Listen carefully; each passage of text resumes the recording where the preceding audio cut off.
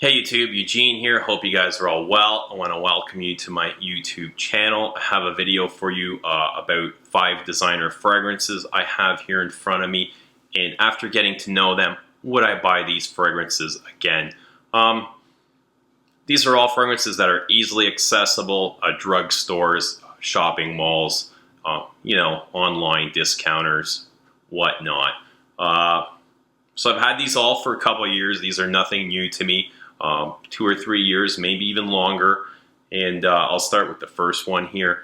This is a flanker to an Aqua Di Gio. This is Essenza with the magnetic cap, eau de parfum. I bought this right after the release date. And for a while I did enjoy it in the summertime. It's very like the original Lemony. This is a little bit more woodsy, florally, and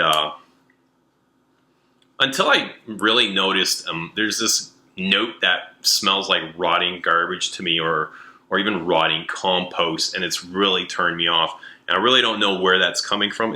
It's kind of like a cologne-y note, so it's a huge turnoff. It's not something that I find in the regular EDT, which I much prefer over this. Would I buy this again? Never. I can't stand it. It's to my nose, it's horrible. It's off-putting. It really bothers me. Would I buy the EDT? I think I would. Something that I'd enjoy in the summer. So this is definitely a pass for me. Second here we have from the house of YSL. I would consider this a classic. This is a Rive Gauche EDT. And what this is a barber style fragrance. Very spicy anise here. Some creamy barber salt thing going on here. Some patchouli. And what it's supposed to remind you of is the way you would smell after getting a haircut at the barber shop. Somewhat like shaving cream. So this is something that I enjoy. I wore this the other day. I really enjoyed it. It lasts all day long. Would I buy this again? Absolutely, in a heartbeat. I found this for $25 in Walmart. If I can find another bottle, I'd pick it up at the second.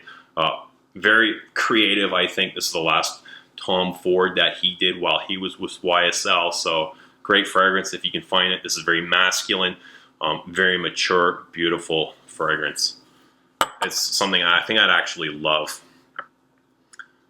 Up next is from YSL again, and this is from the L'Homme line.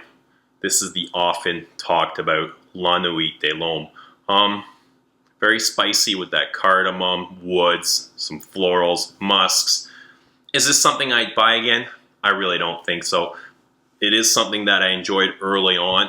I've had this for about 3 going on 4 years. You can see I haven't used very much of it because even though there's that sharp cardamom note, it's not a heavy note. It's not enough to really carry this fragrance. I find it's kind of spineless. Doesn't really lead to anything else besides cologne. It kind of feels immature to me. And really the whole aura going around this fragrance, the whole panty dropper thing, I find offensive. To no fault of YSL its own, but even the batch code thing and just the maturity of this fragrance, it's not something that I myself as an adult like to wear. I think this is more of a high school fragrance. So if you're an older guy and I can forgive somebody that's not into fragrances that's wearing this, but if you're really a fragrance and you consider yourself a connoisseur, I don't know. I can't give credit for this because it's not due. It's not something that I would buy again. I don't even want to wear this again, let alone buy a full bottle. So that's just my thoughts. If this is something you enjoy, by all means, don't let my opinion change what you want to wear. Okay, next we have from Viktor and Rolf, probably the only fragrance in my collection worse than La Nuit de L'Homme is Spicebomb. This was given to me. I never purchased this. My brother gave this to me, who was given to him by his girlfriend, who's legally changed her name to Princess. Princess really loves this. She gave it to him. He couldn't stand it, and he handed it off to me. And just for this, I had it because I guess collect perfume bottles, but very spicy, not very spicy, but it's got that spicy cinnamon here, a little bit of leather, some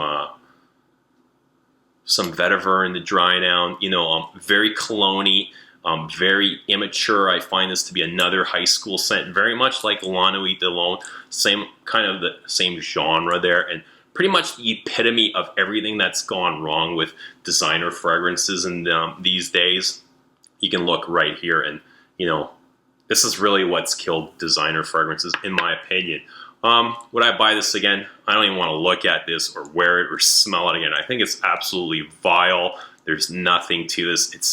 It's very generic, and hell no, I would never buy this again. I wouldn't give this, I wouldn't even hand this off to somebody as a gift. Up next, we have from Dior. This is Dior Homme, reformulated, black stem. Iris, leather, a little bit of cacao, you know, some vetiver. Very beautiful fragrance. Would I buy this? Absolutely, I would. I really enjoy this in the warm weather. Somewhat powdery. And I find it kind of, you know, fresh and invigorating and just very pleasing to my nose, especially in that warm weather. I do, in the colder weather, I'd probably reach for intense, but yeah, I would buy this, absolutely. This is a beautiful fragrance from Dior. So that's pretty much been my 5 fragrances. Would I buy again? Let me know what you think. Would you buy them again? Am I being too harsh on Spicebomb, La Nuit, and Aqua Di Gio? Let me know. Guys, thanks for watching, and we'll see you again.